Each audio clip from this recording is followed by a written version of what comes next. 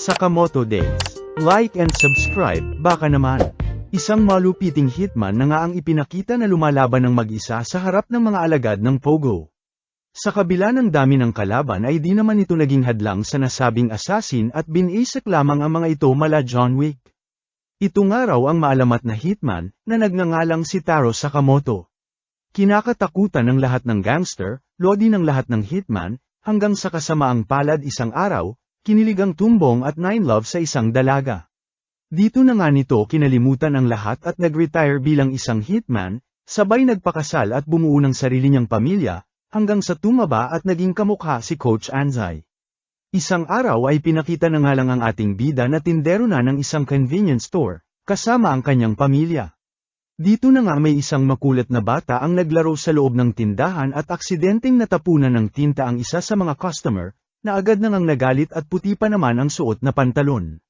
Dahil nga sa pagkwelyo nito sa bata ay nagpupumiglas ito hanggang sa maapakan nito ang kanyang pantalon at muling namantsahan.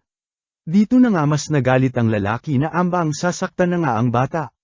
Agad naman itong napigilan ng ating bida sabay binanata ng ballpen sa leeg ang nag-uurumintadong lalaki, ngunit safe naman ang lalaki at sa isip lamang pala ito ng maalamat nating hitman. Pambihirang galawan, ika na nga ng isang lalaki at pinuri ang pagtasak ni Sakamoto ng ballpen rekta sa leeg ng lalaki kanina, at nakikita niya nga raw ang nasa isip nito. Dito na nga nito kinumusta si Mr. Sakamoto at nagpakilalang si Shin, alias The Psychic. Agad sinungalngal naman ito ni Sakamoto sa isip-isip niya, na lubos kinabahala ni Shin at hinay-hinay nga raw itong bida natin sa pagpatay ng mga tao sa isip nito. Si Shin nga raw siya at dating katrabaho niya. Sa labas ng tindahan na nga ipinagpatuloy ng dalawa ang pag-uusap, at mukhang totoo raw ang usap-usapan na nagbagong buhay na itong si Mr. Sakamoto at nagtayo na lamang ng isang convenience store kasama ang pamilya nito. Pilit kinumbinsi naman ni Shin ang lodi niya na bumalik na, at nanghihinayang sa kakayahan nito tas ang taba ng araw.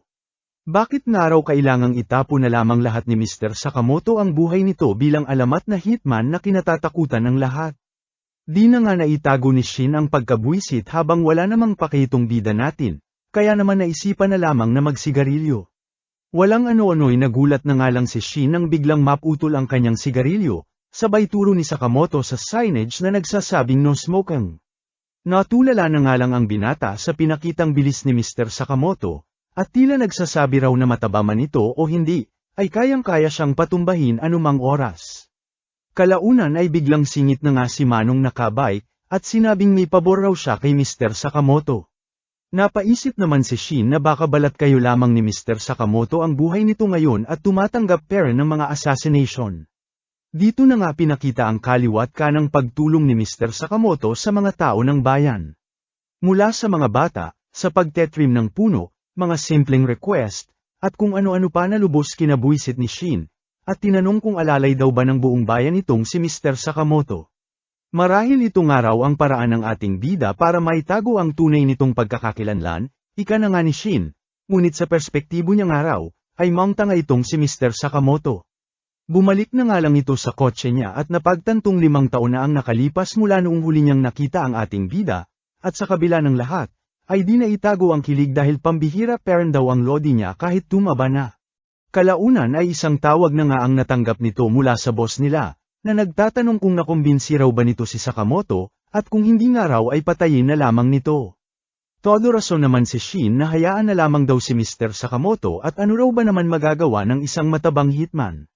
Pinabatid naman ng boss na sino mang umalis sa gang nila ay dapat alisin din sa mundong ito, na siyang alituntunin nila na binaliwala ni Sakamoto, at kung di raw kayang gawin ni Shin ay kahit anong oras pwede naman daw siyang magpadala ng panibagong hitman para gawin ito.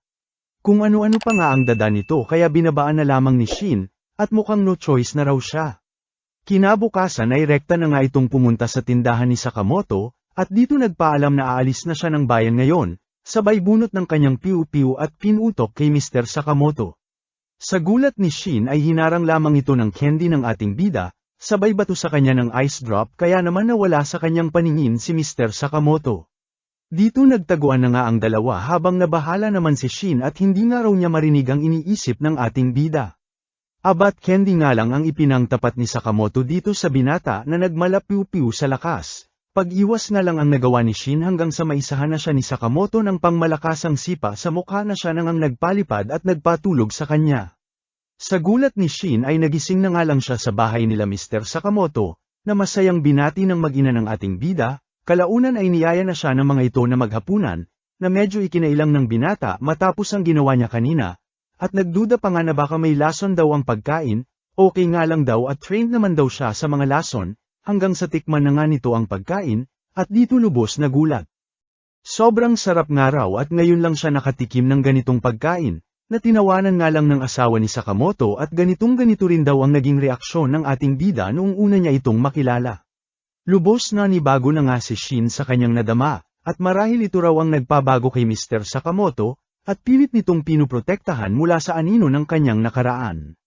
Matapos kumain ay sinamahan na nga ng ating bida si Shin sa labas, na lubos ang pasasalamat sa ibinigay nilang pagkain. Thank you, please come again, signage na itinuro naman ni Sakamoto bilang sagot sa binata na nagpangiti na nga lang dito. Rekta pumunta na nga ito sa kanilang boss, at dito lubos nagmakaawa na hayaan na lamang si Mr. Sakamoto sa buhay nito ngayon. Dahil dito ay tinawanan na nga siya ng iba pang hitman habang ang boss naman ay nagtataka sa kung bakit niya ito ginagawa, sa kabila ng paglabag ni Sakamoto sa batas nila at pag-abandona sa kanila. Ayon naman kay Shin ay pamilyado na nga raw ang retiradong bida natin, at kung mamarapatin nga raw ng kanilang boss, ay siya na lamang ang patayin nito imbis na si Mr. Sakamoto, at hayaan na lamang na mabuhay ang matabang hitman. Bakit mo ba ito ginagawang kupal ka? Pagkabuisit na nga ng kanilang boss, na agad namang sinagot ni Shin na ito ang paraan niya ng pagparusa sa kanyang sarili, dahil tinangka niyang patayin ang natatangi niyang lodi, na si Mr. Sakamoto. Di okay kung yan ang gusto mo, hahayaan kitang mamatay at hahayaang mabuhay ang tabachoy na lodi mo, ika na nga ng kanilang boss. Dito na nga nabasa ni Shin ang iniisip ng kanilang boss na as if hahayaan niya raw na mabuhay ang matabang yon, kaya naman agad itinutok ni Shin ang piu-piu niya sa pagmumukha nito, at gagaw raw talaga itong boss nila. Dito na nga nag-umpisang pagrararatratin ng mga kalaban si Shin at iniutos ng boss na patayin ito, habang sa tindahan naman ay tila nakikinig itong si Sakamoto. Walang ano-ano'y may sinusian na nga ang ating bida sa may cash register niya, at dito pang malakasang mga piu-piu at gamit hitman ang nagsilabasan mula sa kung saan. Samantala, patuloy namang nakipagsabayan si Shin sa mga kapwa niya hitman, piu-piu dito, piu-piu doon, di si Daido rin talagang ipaglaban ang kanyang lodi sa kanilang gang. Bagamat nakakasabay itong binata ay lamang pera ng kalaban sa dami ng mga ito, dagdag pa na limitado lamang ang bala na kayang ibira ng piu-piu nito. Siyang tunay na kalaunan ay naisahan nito sa may bandang binti, kaya naman sa kasamaang palad ay na-corner ng mga kalaban. Sa gulat niya ay dito na nga dumating si Mr. Sakamoto at to the rescue sa kanya, gamit ang kurukuryenteng taser na dala nito. Di pa nga rito natapos at gamit lamang ang dala nitong chopsticks ay isa-isang pinabagsak ang mga kalaban, with matching pambihirang bilis na di mo aakalain sa kabila ng taba ni Sakamoto. Di na nga magkamayaw ang mga tanga sa kung papaano saysabayan si Sakamoto, at isa-isang nagmungtanga lamang sa harap ng maalamat na pork chop, balibag dito, balibag doon, abat di man lang pinagpawisan sa mga kalabang nagkadebungi-bungi lamang. Maging ang boss ay napilitan na nga ring makipagpiu-piu ngunit sadyang walang pan-apat, sa bida nating basic lamang kahit sino ang itapat. Pagkamangha naman ang nadama ni Shin, at itong ito raw ang nakilala niyang alamat na hitman, ang lodi niya na si Taro Sakamoto. Dito na nga siya napatanong sa ating bida kung paano nalaman na nandoon siya, hanggang sa ikasa na nga ni Sakamoto ang kanyang pipiu at dito nakita ang isang tracking device, at napagtantong plinanta ng lodi niya noong nahimatay siya sa laban nila. Walang ano-ano'y isang apron na nga ang sumalansang sa mukha ni Shin, sabay sabi ni Sakamoto na 800 yen per hour ang magiging rate ng niya, plus extra sa overtime. Ayun nga at naging empleyado na nila Sakamoto si Shin, na hanggang ngayon ay di pa rin makapaniwala sa mga nangyayari.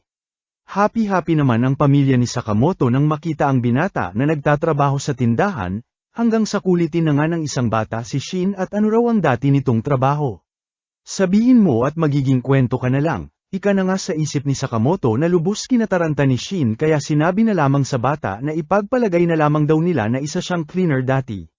Pabatok na nga rin muna ng like at subscribe mga lods, baka naman, hihi, salamat. Astig mo talaga Mr. Sakamoto, lalo na nung pinagbabalibag mo yung mga kalaban kamakailan, abat kahit retirado na ay napakaasintado pa, ayun patay ang mga tanga wasak ang mga panga. Narinig na nga ito ng asawa ni Sakamoto at anong patay-patay daw ang sinasabi nitong si Shin. Huwag mo sabihing bumalik ka sa pagiging hitman ayos-ayusin mo buhay mo, banat na nga nito na lubos kinataranta ni Sakamoto, sabay paalala na magfa-file siya ng divorce kapag sinuway nito ang family rule nila. Nagkadetalbog-talbog na nga ang taba ni Sakamoto sa pag-oo na siyang nagpangiti naman sa kanyang asawa at mabuti na raw na nagkakaintindihan at malinaw ang lahat. Dito na nga nito binanatan sa isip si Shin at apakadaldal daw kasi nito tsaka pinatulog lang naman daw niya lahat ng nakalaban nila kamakailan. Kalaunan ay isinama na nga ni Sakamoto si Shin sa isang katabing Chinatown, para bumili ng siopaw na naglalabas lamang ng 50 piraso kada araw, at para raw sa mag-ina niya.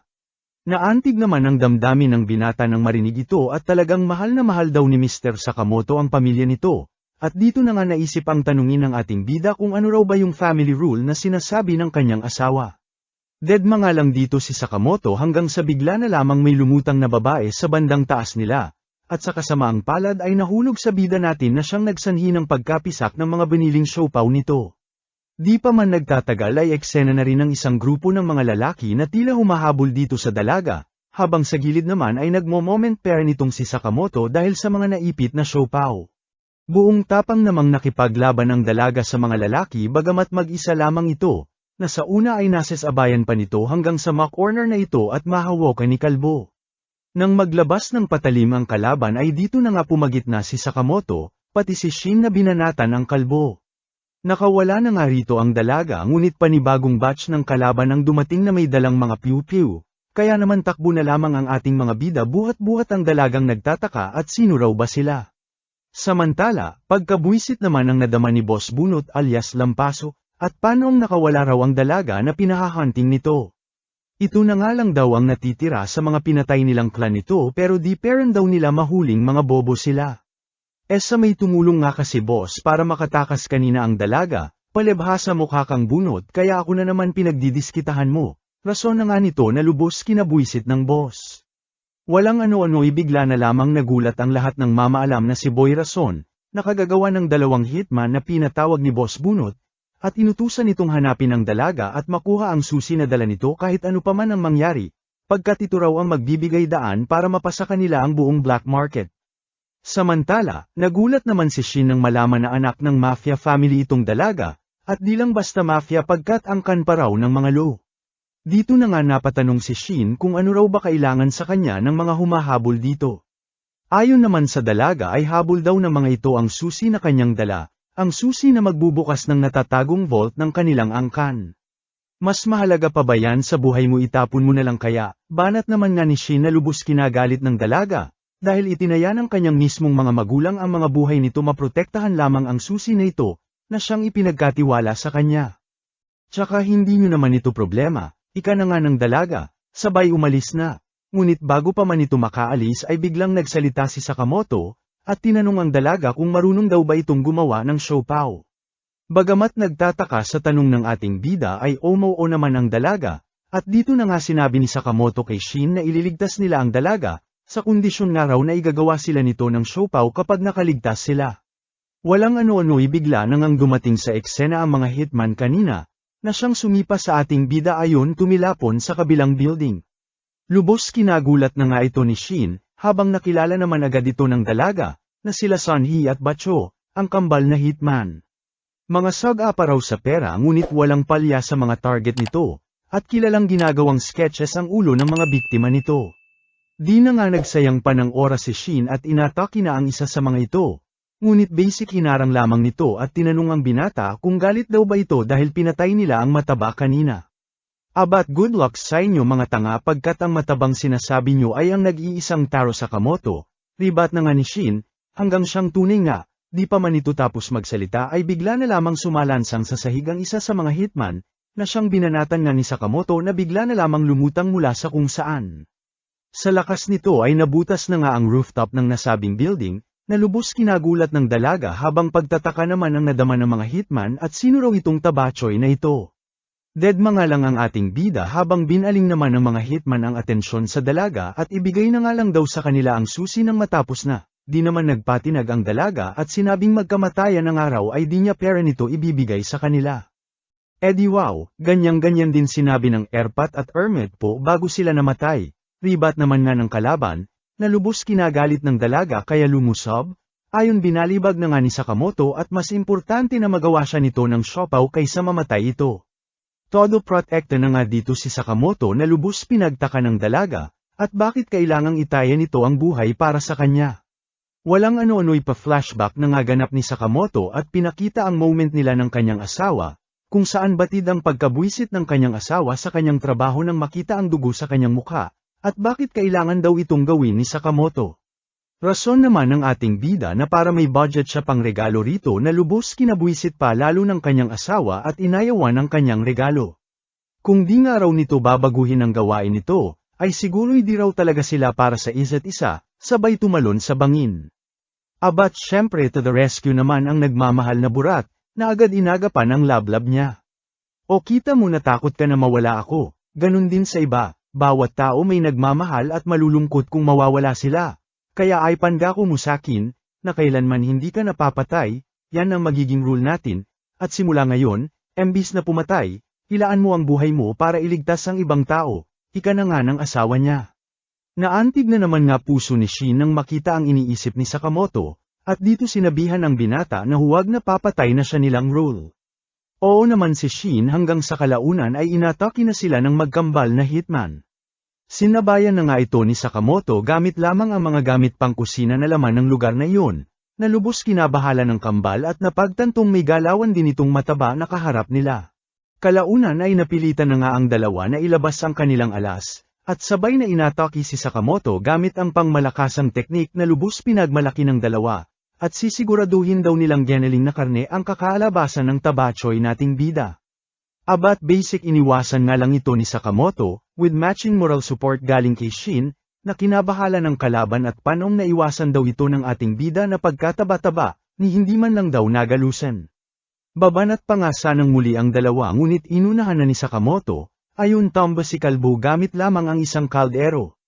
Kinagalit na nga ito ng isa pa sa kambal kaya ayon lumusab din. Ngunit kinawoli lamang ng ating bida, na lubos kinagulat ng tanga. Nang mapagtantong walang pan-apat sa ating bida ay itinuon na nga lang nito ang atensyon sa dalaga, na siya nang inagapan ni Shin, sabay last hit ni Sakamoto gamit ang isang ref ayon tulog ang mga bobo. Napatanong naman ang dalaga kung sino raw ba talaga ang dalawa. Mga simpleng trabahador ika naman ni Sakamoto, habang pinapapak ang isang alimango. Samantala, buryong naman na itong si Boss Bunot at asa na raw yung kambal na hitman na pinapakuha niya ng susi, buwisit simpleng susi na nga lang daw di pa makuha ng mga ito, hanggang sa magulat na lamang ito sa paglutang ng ating mga bida kasama ang mga hitman niyang walang kwenta. Sino raw sila, ika na nga nito hanggang sa muling magulat ng tutukan ng patalim ng dalaga. Todo sorry na nga ito sa mga nagawa niya at gagawin daw lahat huwag lamang siyang patayin. Na kinagalit naman ng dalaga at wala raw magagawa ang kakangawa nito para maibalik ang buhay ng kanyang mga magulang.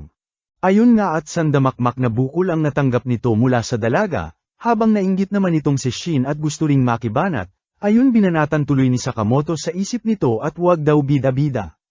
Kalaunan ay binuksan na nga nila ang vault na pinag-aagawan ng lahat, na siyang naglalaman ng samet-saring kayamanan mula sa iba't ibang henerasyon ng angka ng Lo. Abat feeling close na nga ang ating mga bida na nakisawsaw din sa paghalungkat ng mga kayamanan, hanggang sa dito na nga nila makita ang alak na iniwan ng Erpat ng dalaga para sa kanya. Naiyak na nga sa tuwa ang dalaga, na nagngangalang Xiaotang, at niyaya ang ating mga bida na mag-inuman bilang kanyang pasasalamat, at ang naipit na siopaw na nga ang naging pulutan nila. Kinabukasan ay matinding hangover na nga ang nadama ni Sakamoto, habang gulat naman ang nadama ni Shin nang makita si Xiaotang, at bakit daw nandirito sa mayaman naman ito? Ayon naman sa dalaga ay di niya gagalawin ang mga pamana niya, tsaka wala raw siyang trabaho kaya nandirito, na kinabwisit na nga ni Shin habang pagkamangha naman ang nadama nito kay Mr. Sakamoto dahil nakita niya nga raw ang pa-flashback nito kamakailan. Dito na nga nag-abot si Sakamoto ng notebook sa binata ukol sa Sakamoto family rules na siya na rin daw susundin ni Shin since isa na siya sa kanila, na lubos kinatuwa na nga ng binata. Unang-una na nga sa rule nila ay ang bawal pumatay, na kung susuwayin daw ni Shin ay siya mismo ang papatay dito. Kala ko ba bawal pumatay, ribat na nga lang ni Shin hanggang sa pinakita naman ng mga misteryosong lalaki na ito na sinasabing ang bounty raw ng ating bida ay 1 billion yen. Sakin Lods kahit like at subscribe mo lang sapat na, hihi.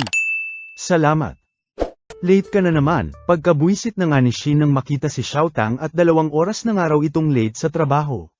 Di pa nga rito natapos ang pagkabuisit nito nang makita na isinama ni Xiaotang ang mga sabang panlaba sa loob ng ref, na dinedma nga lang ng dalaga, sabay isinalaksak ng walang pakialam ang mga grocery sa display racks at customer na raw bahala na mag-adjust, wala naman daw pinagkaiba kahit ayusin nila at i-organize. Napasasmeriesep na nga lang ang binata at sinabing palibhasa mayaman daw itong si Xiaotang at siguradong wala pang karanasan sa pagtatrabaho. Agad kinontra naman ito ng dalaga at sinabing madalas niyang nakakasama sa trabaho ang erpat niya dati, sabay ibinido na siya pangaraw dati ang tagahukay nila at nagtatapo ng sandamakmak na sako sa nasabing hukay. Tanggalin mo na siya boss, ika na nga lang ni Shin at nagsumbong kay Sakamoto, panggulo nga lang daw ang dalaga at wala namang naitutulong sa kanila. Nagulat na nga lang ang dalawa nang magsalita si Sakamoto, dahil madalas hindi naman ito nagsasalita. At dito sinabi na dapat nagso-sorry daw itong si Xiaotang kapag late, habang hinay-hinay din daw sa mga binibitawang salita itong si Shin. O siya, maglinis na nga raw itong si Shin sa labas habang magluto naman na raw ng siopaw itong si Xiaotang.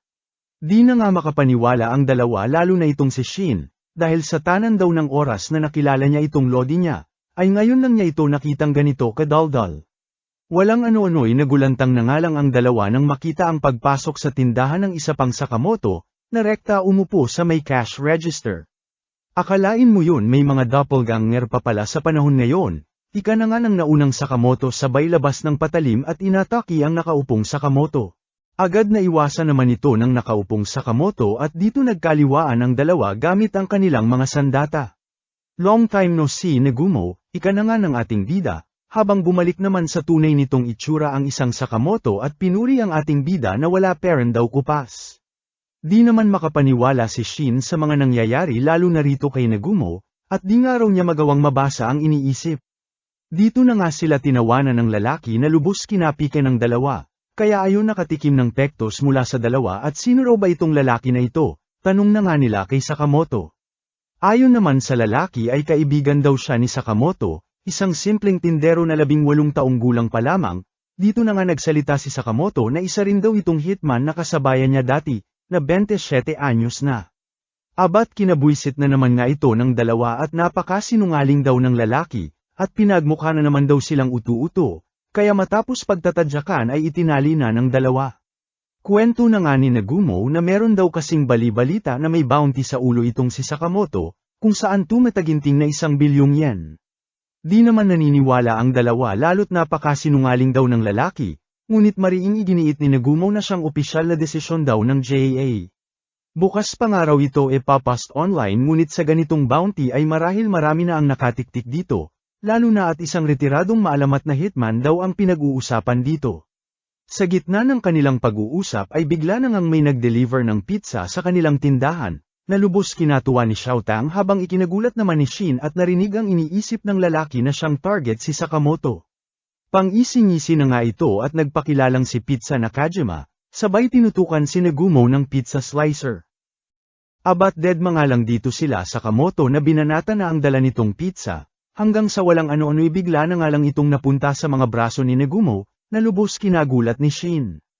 Agad pinatigil naman ito ni Sakamoto at baka mapatay nito ang kalaban, na siyang reklamo na nga ni Negumo at paano raw nito matatalo ang mga hitman kung ganito na siyang ayaw pumatay, paano pa nga raw kung sila na ang kaharap niya, pabiro na nga nitong sinabi. Huwag daw silang mag-alala dahil hindi sila makikisawsaw sa pagkakataong ito. Bago umalis si Negumo ay humabol naman ng tanong si Sakamoto, at sino raw ba makikinabang kapag namatay siya? Di niya raw alam ika naman ng lalaki, tsaka retirado na raw kasi itong si Sakamoto ay nakisawsaw pa sa sigalot kamakailan ni Boy Bunot, ayan tuloy hamatak daw ito ng atensyon. Lubos ikinabahala na nga ito nila Xiaotang habang rekta naman na umalis ang lalaki dala-dala si Pizza Boy. Samantala, pinakita namang pinapanood ng ilang kalalakihan ang mga pangyayari, gamit ang naiwang pizza box ni Boy Pizza. Dito na nga pinagtatalunan ng mga ito sa kung paanoong naging 1 bilyon ang bounty ng Tabachoy daw nating bida. Ayon naman sa nakasentrong lalaki ay huwag daw nilang minamaliit ang retiradong hitman, dahil dati raw itong miyembro ng grupo, na kung tawagin ay The Order. Sus haka-haka lang ang grupong yon, ribat naman nga ng isa sa mga ito, at saka ano raw magagawa ng isang retiradong hitman na palong-palo sa kolesterol. Dito na nga nagulat ang lahat ng kausapin sila ni Sakamoto sa surveillance camera, at kung di raw siya titigilan ng mga ito, ay ipapakita niya rito ang impyernong hanap nila, sabay piu-piu sa camera. Lubos ikinabahala na nga ni Shin ang sitwasyon, habang ito namang si Sakamoto ay mas pinuproblema ang nakalimutang outing nila ng pamilya niya sa isang amusement park bukas. Happy-happy na nga ang mag-ina ni Sakamoto habang stress naman ang nadama ng ating mga bida, lalo na itong si Sakamoto at todo nagtatalbugan ang mga taba sa mga rides na sinasakyan nito. Wiling-wili na nga ang anak ni Sakamoto at todo excited na makita ang mascot ng nasabing park, na tinawag nitong si Sugar Bunny, habang ang bida naman natin ay di maitago ang pagkabahala, lalo na sa nalamang balita mula kay Negumo ukol sa mga hitman na target siya. Dito na nga kinausap ni Shin si Xiao Tang, tungkol sa mission nila sa araw na ito, kung saan protektahan ng mga Sakamoto ng main joy ng mga ito ang family day nila. Paano raw nila yun gagawin sa pagkadami-daming tao sa park, reklamo na nga ni Xiao Tang. Ayon naman kay Shin ay kaya niyang basahin ang isip ng mga tao within 30-meter radius kaya walang dapat ipag-alala si Xiao Tang, hanggang sa walang ano-ano'y siyang tunay nga ay may natimbrihan na si Shin, na agad na nga nitong sinabi kay Sakamoto. Pansamantala na ngang dinistract ni Xiao Tang ang mag-ina ni Sakamoto, habang basic namang tinapos ng ating bida ang kalaban gamit lamang ang isang ballpen, nang hindi man lang tinitignan, na siyang rekta despotya nila Shin sa kung saan ang hindi makita ng mag-ina ni Sakamoto. Samantala, isang panibagong hitman naman ang nanunood sa kanila mula sa kung saan, na ipinabatid ang pagkadismaya kay Sakamoto at di raw mukhang maalamat. Mas nabahala pa nga ito kay Shin dahil sa abilidad nito na makabasa ng isip, kaya dito naisip ang huwag mag-isip ng makalapit sa kanila. Kalaunan ay pinakita na nga lang na dinaanan lamang nito si Shin, at sa kasamaang palad ay nakalusot at nakasabay nila sa isang roller coaster malapit sa mga Sakamoto.